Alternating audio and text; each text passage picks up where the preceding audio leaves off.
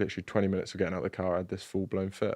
Tell me a little bit about your journey with epilepsy. Yeah, when I was 13, I was having like these vacant periods where I'd just stare off into space for like 10 seconds, 15 seconds. So it was literally like a daydream. Like I wouldn't know the difference. And then there were times where I'd be having a conversation in class and stuff, and I'd just stop talking. And then they were like, go on, carry on what you're saying. And I was like, what?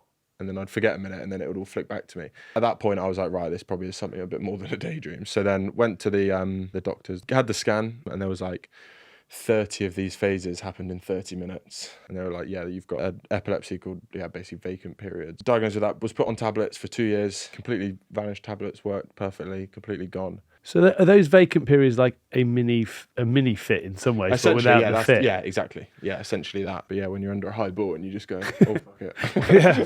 So they said, you've probably got infantile epilepsy. So you've had it when you were younger. So hopefully you've grown out of it and it's just something you've had as a kid. They were like, right, you can come off them now. And if you don't have any of these staring phases in like the first 2 weeks, it's definitely gone and you're all good. Literally nothing. Went to Malton College for sixth form, absolutely nothing. Learned to drive, did everything.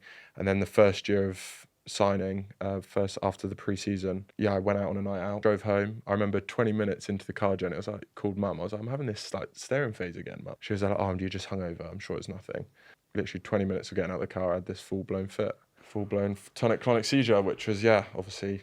And that manifests itself how? I couldn't tell you. It kind of just, I remember having a mouthful of food, hitting the floor, waking up 25 minutes, doctor in front of me, like an ambulance, paramedic. My tongue was completely black and blue. It was agony. Honestly, I needed a protein shake after it. The workout would have been nuts, like serious DOMs. It was...